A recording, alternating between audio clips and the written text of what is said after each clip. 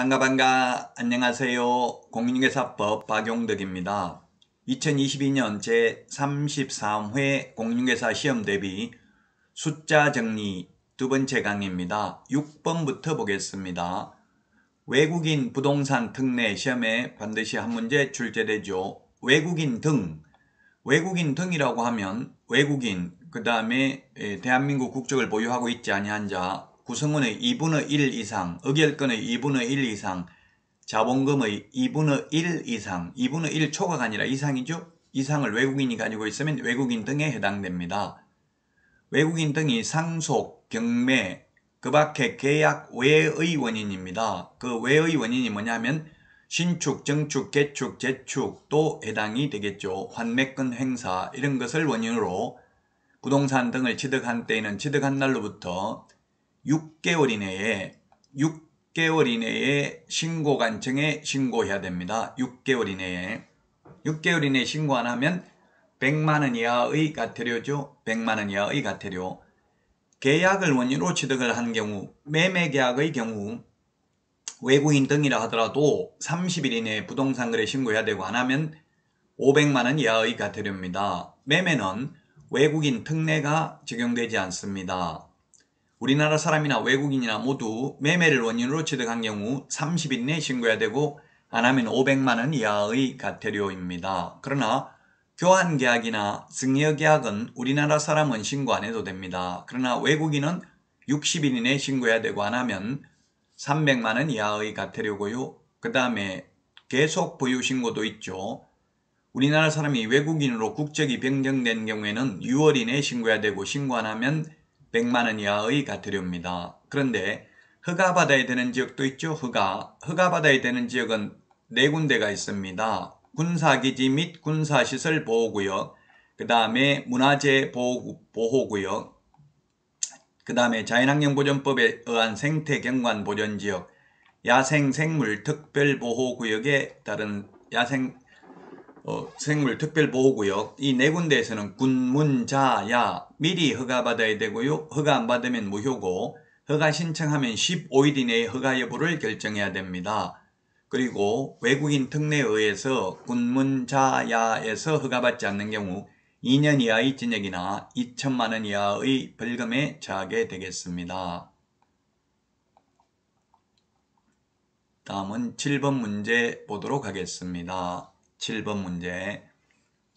요거 32회 시험에 출제됐죠. 32회 시험에 출제됐는데 주택임대차 계약 당사자는 이때 주택임대차란 주택임대차보호법상 주택임대차를 말합니다. 주택임대차보호법상 주택입니다. 주택법상 주택이 아니고요. 따라서 오피스텔이나 생활형 숙박시설은 주택법상 주택은 아니지만 실제로 주택으로 사용하면 주택임대차보호법상은 주택이죠. 주택임대차보호법은 실제 사용용도를 기준으로 합니다.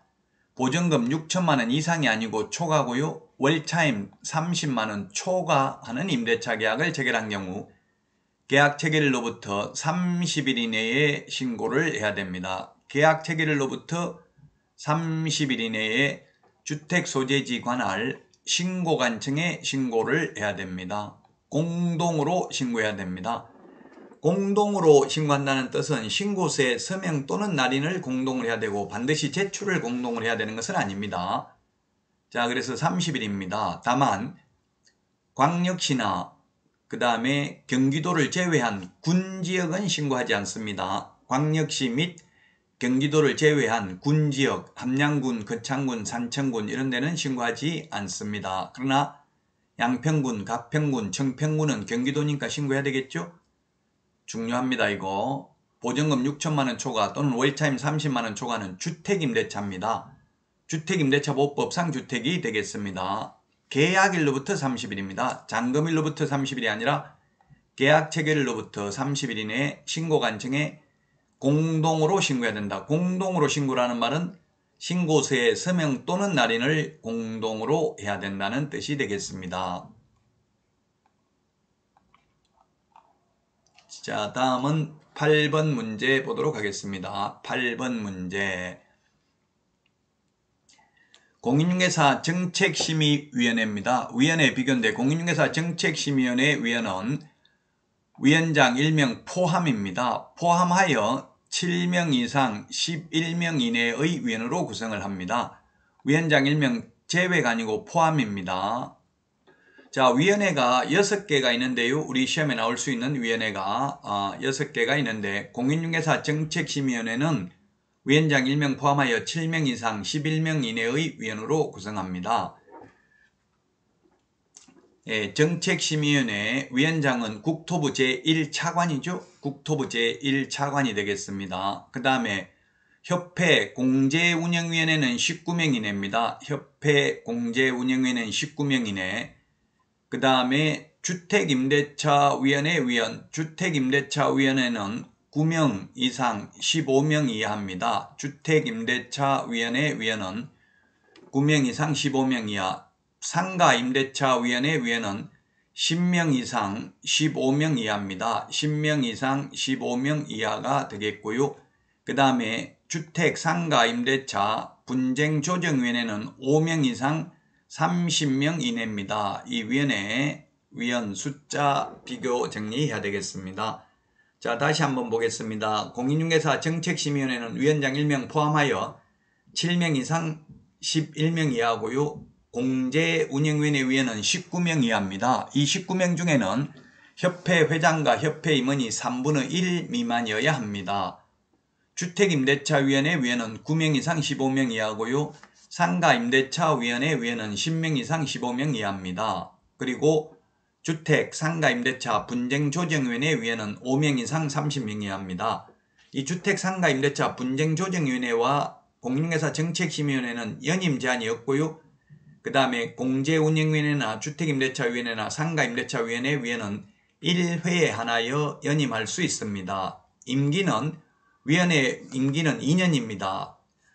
공인중개사 정책심의위원회, 그 다음에 공제운영위원회, 그리고 주택임대차위원회, 상가임대차위원회 위원은 원칙적으로 2년입니다.